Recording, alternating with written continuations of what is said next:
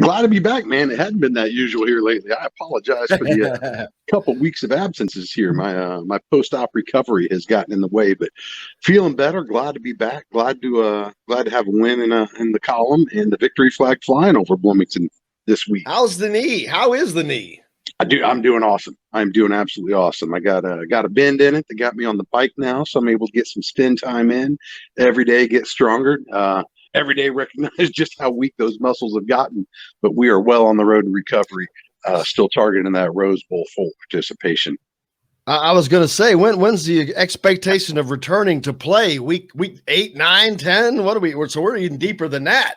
It's so much of what I've read. I'm 6 to 12 months back, from being back to fully normal. Wow. But so far, I have been well ahead of the curve on the recovery schedule. So super fortunate for that. Super fortunate for the whole team over at IU Sports Health or Sports Medicine and Ortho. They have been absolutely amazing in helping get me right. So glad to be upright and moving around. Glad to be able to see IU football win some games here. Absolutely. Things are taking shape. I'm glad to see that you're on the mend and and the football program a little bit back on where they needed to be last week. Of course, defense and special team looked absolutely incredible. They're going to have to carry that kind of effort this week because Cincinnati is a team that, although they were tied with Murray State 7-7 at the half last Saturday, they scored 40 second half points to win that game, 47-7. Most teams can't manufacture that many second half points. It's usually you go out and you wear down a little bit. Man, to be able to put up that many points in a second half, that's a lot of points. Now, there's no doubt they are a very, very potent and formidable opponent for Indiana coming up this week. This is going to be where I think we get a sense of where Indiana truly stands this season. I'm still willing to kind of chalk the Iowa loss up as some first week stumbles. I felt like they got punched in the mouth early and never really got their legs back underneath them. That was a pretty abysmal performance. And as good as it felt to get that win against Idaho, I don't know that we necessarily learned anything earth-shattering about the team simply because the level of opponent. The one thing that I took from it is they showed up all three phases, looked pretty focused in on executing what they were supposed to be doing. As you mentioned, particularly the defense and the special teams. It was kind of a wonky game. The field position kind of skewed some of the stats. I felt like gave Penix and the offense a pretty short field on par for the game. And Michael had a couple of nice passes. The touchdown pass to Swinton was a pretty nice touch. Felt like he underthrew the Freifogel touchdown pretty bad, but Ty made a nice recovery to get underneath it. But more than anything, it just gave the offense some live snaps where they could get a better feel for what they're trying to do, and hopefully they have a solid week of practice because they're going to have to bring it. We need to see just how far back along Michael Penix is in his recovery, just how well the offense is able to gel. Zach and I cut a pod last week that never saw the light of day, apparently. But my whole thing was, the main goals from the Iowa game: get them in rhythm, give them some positive things to see on tape, and for the most part keep everybody healthy without opening up too much of the playbook.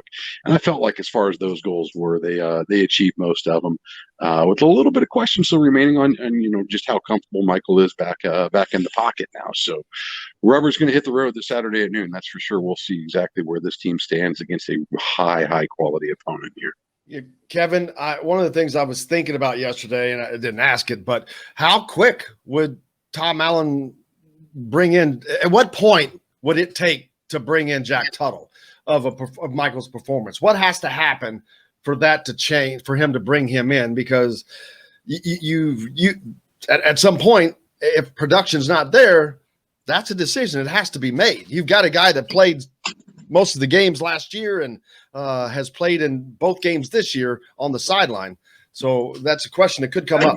I would think if he had like a first half like he did against Iowa, you could see Jack come in the second half. But I think that Tom is still committed to Mike because of the arm talent, because he sees it every day in practice. I think it's just a matter of the decision-making, the timing, which has been off pretty much since the beginning of the season.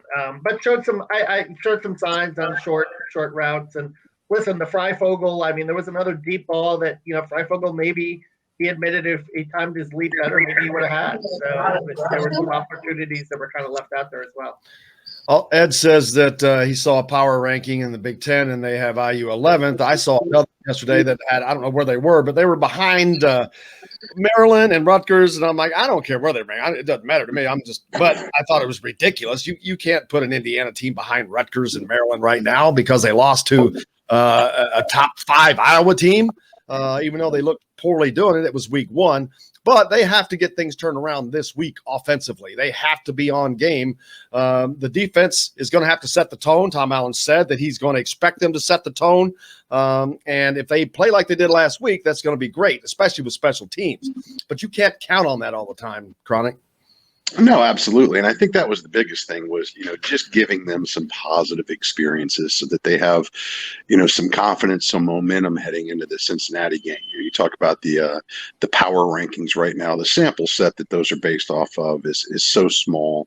And obviously IU's performance to open the season against Iowa was so abysmal that those are pretty skewed right now just because there's so little to take away from what IU's done this season.